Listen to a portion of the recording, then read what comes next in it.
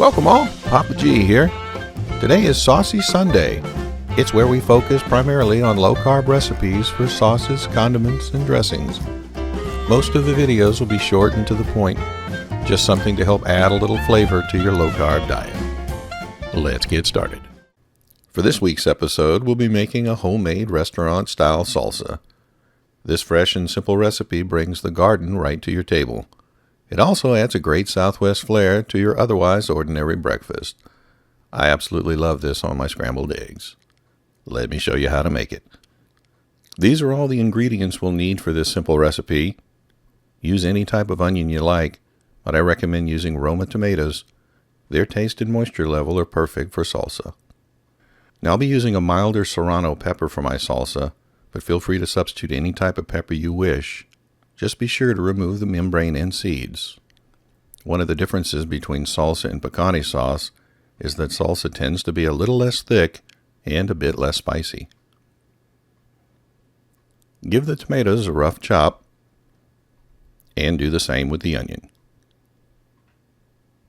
Add the tomatoes and onion to a food processor, placing the tomatoes on the bottom.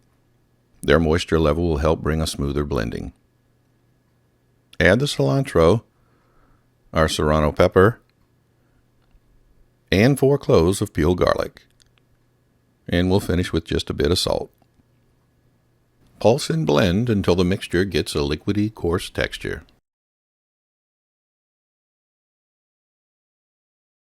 Next, to a saucepot on medium-high heat, add 2 tablespoons of the oil of your choice. I'm using avocado oil here, but any oil you have on hand will work just fine.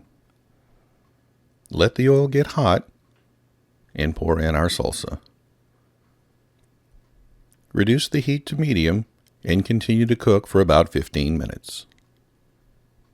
Cooking this like we're doing will help bring out the flavors of the tomatoes and help to blend all the flavors together.